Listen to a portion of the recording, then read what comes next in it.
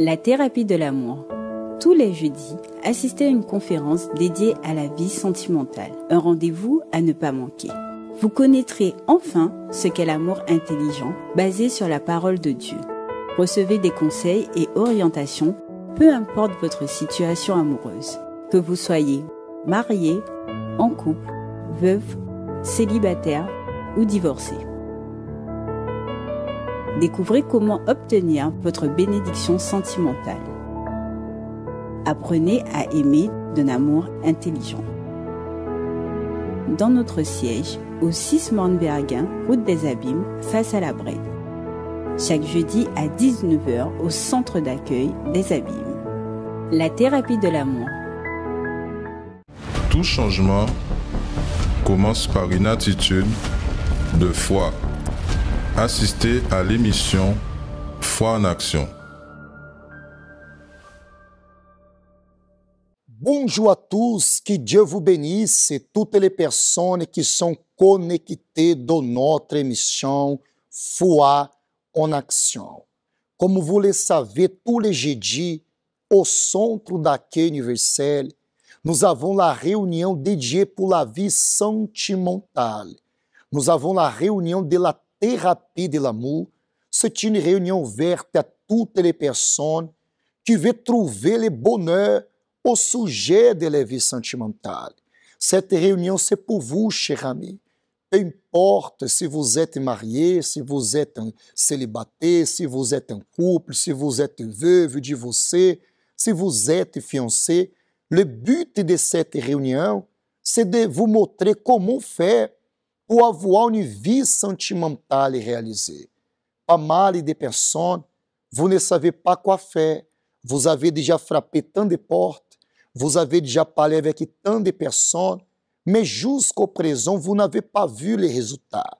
Mais au centre d'accueil universel, toutes les personnes qui sont disposées à agir les foi, à obéir la parole de Dieu, quelle que soit la situation, ela vai changer.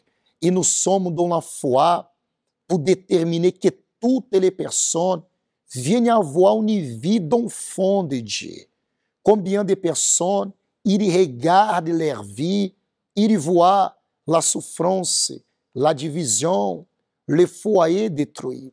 Mais lorsque nous parlons d'une vie qui montre que vous êtes un enfant de Dieu, je parle d'un mariage réalisé.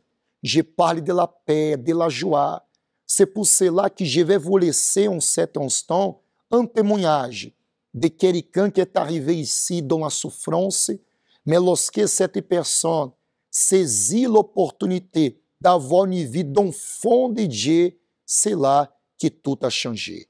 Regardez ce témoignage et tout de suite après, je reviendrai avec vous. Bonjour, je m'appelle Eliane, je suis au centre d'accueil universel depuis mes 14 ans. Donc ça fait 14 ans que je suis au centre d'accueil universel. Et donc je suis arrivée jeune, alors je me préoccupais pas par rapport à ma vie sentimentale, malgré voilà que je fréquentais un garçon, mais voilà c'était juste histoire d'avoir un copain, parce qu'à l'époque, lorsqu'on était au collège, au lycée, avoir un copain, ça faisait partie de la normalité, mais c'était pas en tout cas avec l'objectif d'évoluer avec la personne ou de se marier ou autre. D'ailleurs, j'étais contre le mariage. Parce que je ne voyais pas, je ne connaissais pas l'importance du mariage. Pour moi, il était impossible en fait qu'un homme et une femme restent ensemble toute une vie. Pour moi, au bout d'un moment, ils allaient se lasser l'un de l'autre. Et aussi autour de moi, j'ai vu aussi beaucoup d'infidélité. Donc difficilement, je croyais en tout cas en l'amour pur et véritable. Donc j'ai commencé mon petit bonhomme de chemin avec Dieu, j'ai commencé à investir par rapport à ma vie spirituelle, et il arrive un moment où il a fallu que je fasse un choix, que je décide entre continuer justement cette relation avec le garçon, ou arrêter pour vraiment me concentrer sur moi, sur mon avenir, sur ma relation avec Dieu. Donc le choix a été très vite fait. La relation s'est terminée, et après ça, j'ai vraiment commencé à investir en moi, en tant que jeune femme, dans ma famille, et jamais avec cette préoccupation. Et donc est arrivée la campagne au Puy de Jacob, la campagne qui était spécialement pour la vie sentimentale. Au début, j'avais hésité pour participer de cette campagne, mais au final, je me suis dit, Dieu, et dans tous les cas, il va répondre. Donc, j'ai fait la campagne et j'ai dit à Dieu, mon Dieu, je veux pas faire connaissance avec 2, 3 hommes.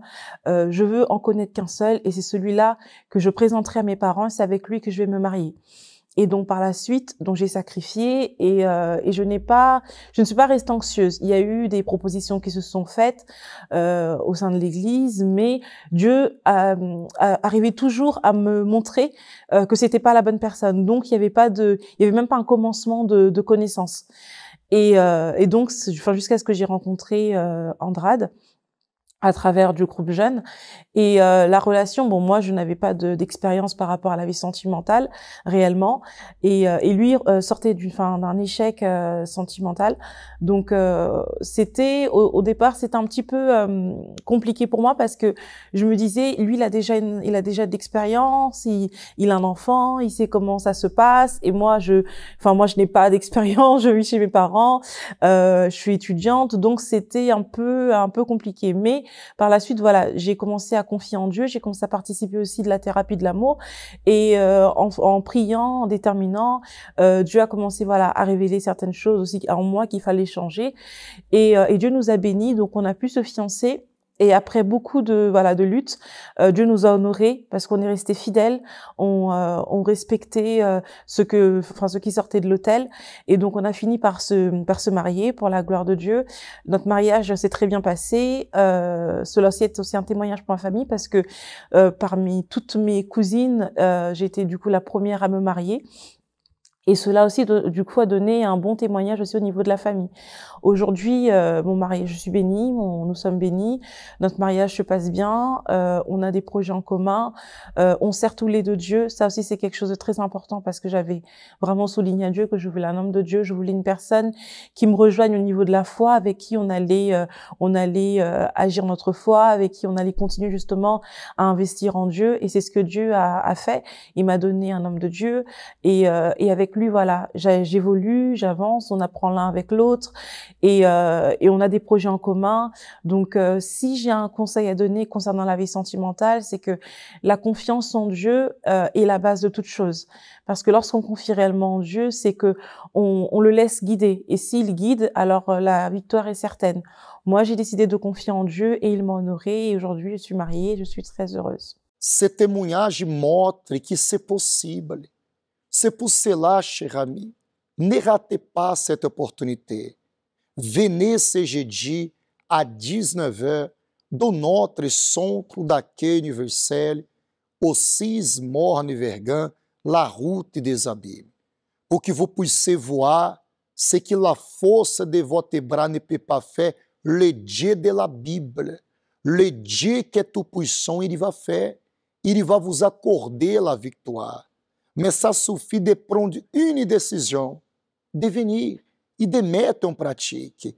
Et de la même façon que vous avez vu ce témoignage, vous serez la prochaine personne à rendre témoignage. Vous avez l'opportunité d'avoir une vie sentimentale d'enfant de Dieu. Je vais vous laisser maintenant un spot qui parle un peu plus de la thérapie de l'amour pour que vous puissiez saisir l'opportunité et pour que nous puissions voir la différence au sujet de votre vie sentimentale. Le moment arrive où la vie vous donne son plus grand cadeau. Elle vous fait connaître le chemin de l'amour. Rencontrez votre moitié, votre partenaire, votre fidèle compagne ou compagnon.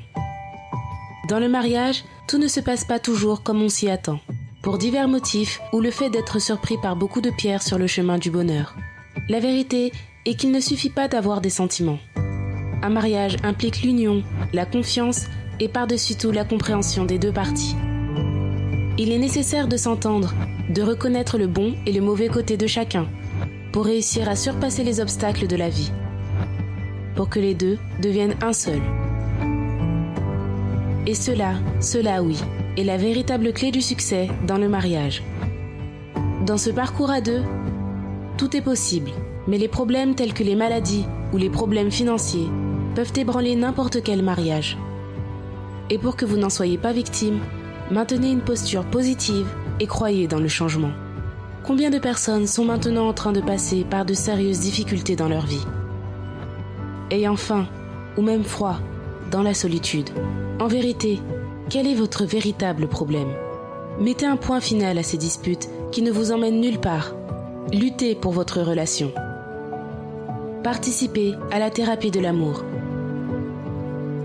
Une réunion du centre d'accueil dédiée à vous qui souhaitez un mariage encore plus fort.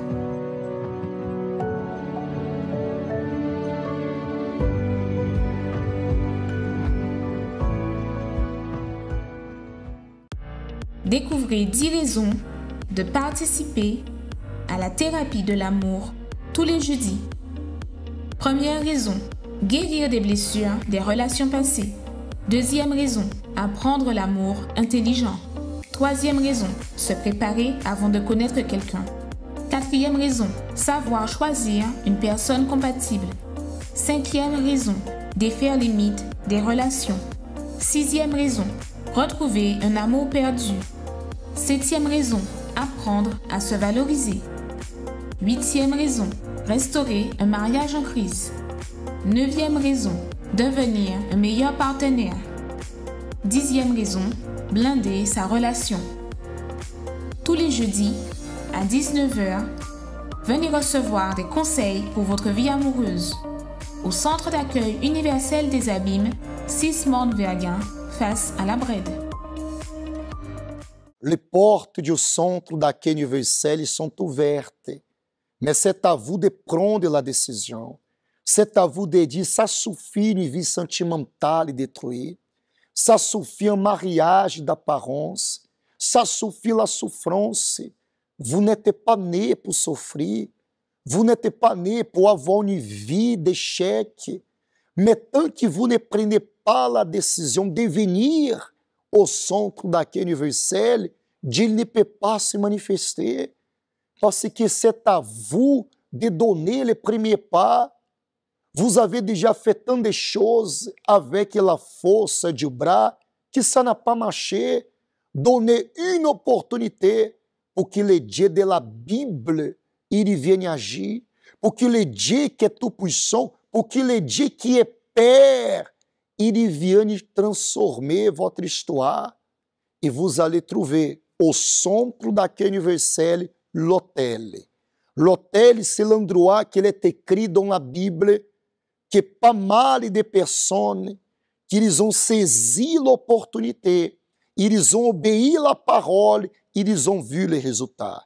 Et dans tous les centres d'accueil universel, nous sommes dans la foi, que l'hôtel, par la foi, dans ce qu'il est écrit dans la Bible, va vous donner la condition d'avoir une vie d'enfant de Dieu. Je vais vous laisser un spot qui parle un peu plus de la thérapie de l'amour et tout de suite après, je reviendrai avec vous. Je m'appelle Jérôme et avant d'arriver en France, je suis d'origine haïtienne. Avant d'arriver en France, je vivais en Haïti. On va dire que j'avais une situation économiquement stable, parce que mon père il avait un poste avec un très bon salaire. Et je manquais de rien économiquement, physiquement, mais sauf que en fait on va dire que j'étais pas totalement heureuse parce que déjà je vivais avec mes grands-parents que je considérais comme mes parents. Pour moi c'était mes parents. Et en fait j'ai jamais eu en fait cette structure familiale. Et j'ai toujours eu en fait dans la tête que j'ai toujours pensé en fait que mes parents m'aimaient pas. C'était en particulier la raison pour laquelle en fait que j'étais confiée à mes grands-parents. Sauf que en arrivant en France, j'ai dû en fait apprendre en fait à vivre avec mon père et par-dessus tout ma belle-mère qui on va dire qui m'aimait pas, ne m'acceptait pas du moins. Et c'était très conflictuel. En fait, on était tout le temps en train de s'embrouiller et je ne pouvais pas la supporter. Et mon père, en fait, je dirais pas que j'avais de la haine. En fait, je voyais mon père en fait dans l'incapacité de m'aider. Donc pour moi, et du coup vis-à-vis de ça, et les hommes pour moi en fait ça rimait avec l'insécurité. J'ai adopté une carapace, je suis devenue en fait dure, forte. Je me donnais pas le luxe en fait de me sentir mal, de pleurer. Mon sommeil était souvent perturbé parce que je voyais des esprits. Je discutais même avec eux comme si c'était dans la vraie vie. En fait, je parlais avec des gens. Et sauf que pour moi, c'était, on va dire, quasi normal parce que ça m'arrivait quasiment tous les soirs de converser avec des esprits. Et quand je me réveillais, c'était comme si en fait j'avais fait un combat. Enfin, j'avais lutté dans mon sommeil. C'était toujours comme ça quand je me réveillais. En arrivant sur centre d'accueil universel, ils m'ont expliqué en fait les différents propos, enfin par rapport aux différents jours, enfin les jours de la semaine. Donc tout de suite en fait je me suis lancée dedans. Et tout de suite en fait je me suis dit j'ai écouté les témoignages, je me suis dit moi j'ai rien à perdre, je vais me lancer et on va voir ce que ça va donner. Et c'est comme ça en fait je suivais les propos, surtout les vendredis pour la délivrance parce que en fait j'ai compris que c'était pas normal en fait d'avoir un sommeil autant perturbé et de converser en fait avec des esprits dans mon sommeil. Et du coup je me suis lancée dans les propos du vendredi et donc petit à petit en fait j'ai vu que ça commençait à aller mieux. En fait je pouvais faire un sommeil une nuit complète sans me réveiller, et c'est au fur et à mesure comme ça que j'ai pu avoir des changements, des évolutions dans ma vie. Et aussi en fait quand je suis arrivée au centre d'accueil en fait universel, j'avais déjà en fait entamé une relation. Mais cette relation, encore une fois, pour c'était une relation comme ça, j'avais jamais aussi envisagé de me marier parce que pour moi le mariage c'est pas vraiment quelque chose qui était dans mes projets. Et sauf que en fait à force de venir à l'église, d'écouter la parole, en fait ma conscience elle m'accusait parce que je savais qu'en fait à l'intérieur de moi que ma relation en fait elle était pas compatible avec la parole de Dieu et qu'il fallait que je puisse remédier à tout ça. Donc du coup ce que j'ai fait, j'ai discuté en fait avec mon petit copain à l'époque qui est maintenant mon mari. J'ai échangé avec lui en fait pour par rapport à ce sujet-là, pour lui dire que là c'est bon en fait, ce que je veux c'est que je veux en fait investir en moi et qu'après en fait recommencer notre relation sur de bonnes bases. Et ça tombait bien parce que lui aussi était d'accord parce que entre-temps lui aussi il venait au centre d'accueil universel. Donc il était d'accord pour partir. Mais c'est vrai qu'en fait c'était super compliqué, super dur parce que on se dit OK d'accord, on sait pas comment ça va se passer et si vraiment un jour, parce que en fait en vrai j'avais des sentiments pour lui et je me dis imagine qu'après après tout ça on n'arrive pas à se mettre ensemble et qu'il trouve quelqu'un d'autre à l'église. En plus je me disais il y avait plein d'autres filles à l'église qui refassent sa vie et moi dans tout ça où est-ce qu'elle est ma place en fait. Donc il fallait que je confie et c'est vrai dans mes prières je dis toujours à Dieu. Et en fait j'ai fait ça parce que pour être en règle avec toi, pour obéir à ta parole, mais en fait tu connais mon cœur, tu sais ce que je ressens aussi également pour lui. Tout ce que je te demande, si vraiment il n'est pas fait pour moi, mais que tu enlèves, en fait, que tu effaces mes sentiments petit à petit. En fait, que je vienne pas à sentir, en fait, la perte de quelque chose. Dieu, en fait, a vu le sacrifice que moi j'ai fait et que lui aussi il a fait. Ma vie, en fait, a commencé à évoluer, en fait, dans tous les domaines, que ce soit dans la vie professionnelle, même dans les démarches administratives également, dans la vie sentimentale. Donc aujourd'hui, en fait, je suis mariée. J'ai un enfant, j'ai une petite fille.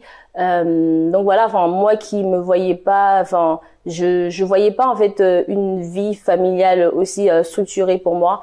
Et aujourd'hui j'ai tout ça. Et le travail, j'ai passé par plein de petits travails, pas de stabilité. Donc en fait, j'ai une stabilité professionnelle. Mon mari, lui aussi de son côté, il a une vie qui est aussi structurée professionnellement. Donc il a créé son entreprise, donc ça marche, ça fonctionne super bien. Aujourd'hui, je suis une nouvelle personne, je suis épanouie, j'ai plus la tristesse en moi. Moi qui pensais que mes parents ils m'aimaient pas, en fait cette idée-là, je l'ai enlevé. Le Saint-Esprit m'a permis, le Saint-Esprit a comblé en fait, m'a donné cet amour-là et du coup, j'ai compris que mes parents ils m'aiment en fait.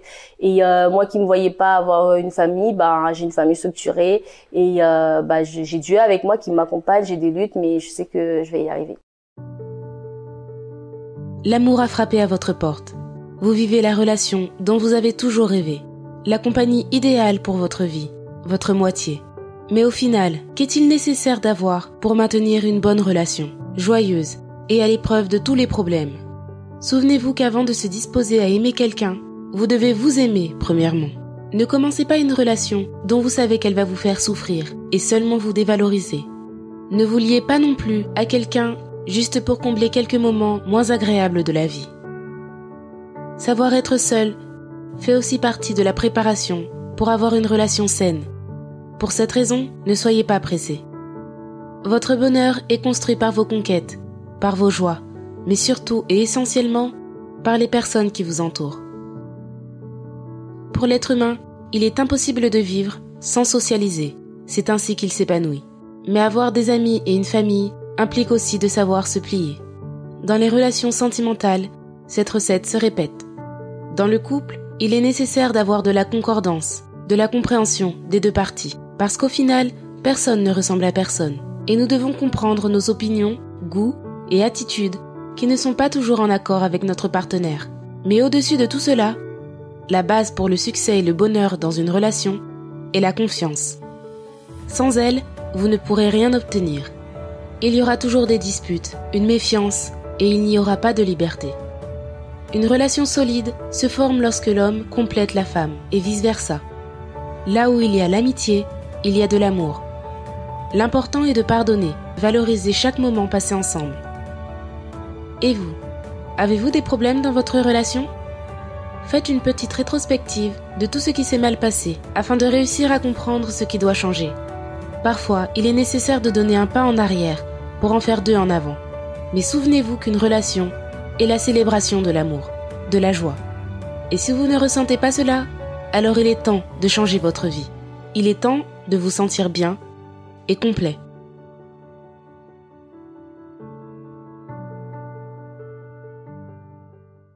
Voilà, mes amis, je suis de retour avec vous. On va se préparer pour la prière. Peu importe votre religion, peu importe les années de souffrance, peu importe la situation à laquelle vous êtes en train d'affronter, sachez que les portes du centre d'accueil universel sont ouvertes pour vous aider, sont ouvertes pour vous accueillir. Dieu, il est là. Dieu jamais il va vous abandonner. Dieu il est là pour vous relever. Peut-être vous êtes dépressif, angoissé, triste. Vous avez des pensées de tout abandonner. Ne faites pas ça. Venez au centre d'accueil universel. C'est jeudi dans la thérapie de l'amour. Et vous allez voir que c'est possible débuter une nouvelle histoire. Je vais vous laisser un spot et tout de suite après, je reviendrai avec la prière en faveur de vous tous qui vous dites « J'ai besoin de force ». J'ai besoin de force. Dieu va vous accorder cette force. La prière, c'est lui qui permet de nous faire un seul éveil, bon Dieu. Éveil, nous a brisé toute marage qui a lié en nous, l'homme qui a persécuté nous. Et nous a trouvé vrai sens à la vie. Ces moments à la prière, nous n'avons pas lié avec bon Dieu. Mon Dieu et mon Père, je prie en faveur de toutes les personnes qui sont connectées. Je détermine que par la foi, tu viennes relever ces personnes. Des personnes qui sont tristes, qui sont abattues, qui sont angoissées à cause de la vie sentimentale. Des personnes qui ne savent plus quoi faire parce que le mariage qu'elle est en train de vivre, c'est un mariage d'apparence. Des personnes qui sont blessées au sujet de la vie sentimentale parce qu'ils étaient trompés, trahis, frustrés. Mais par la foi où se trouvent ces personnes, que ton esprit vienne les relever, que ton esprit vienne donner la force, la condition, les moyens pour qu'elle puisse être présente dans la thérapie de l'amour. Où vous êtes, chers amis, soyez bénis, que le Dieu qui est vivant, il vienne vous accorder la victoire. Au nom du Père, au nom du Fils et au nom du Saint-Esprit. Amen. Je crois que Dieu est avec vous. Saisissez l'opportunité. Ce jeudi à 19h, je vous attends au centre d'accueil universel, au 6 Morne Vergan, la route des abîmes, pour déterminer que votre vie sentimentale vienne montrer que vous êtes un enfant de Dieu. Découvrez 10 raisons de participer à la thérapie de l'amour tous les jeudis. Première raison, guérir des blessures des relations passées. Deuxième raison, apprendre l'amour intelligent. Troisième raison, se préparer avant de connaître quelqu'un. Quatrième raison, savoir choisir une personne compatible. 5e raison, défaire les mythes des relations. 6e raison, retrouver un amour perdu. 7e raison, apprendre à se valoriser. 8e raison, restaurer un mariage en crise. 9e raison, devenir un meilleur partenaire. 10e raison, blinder sa relation.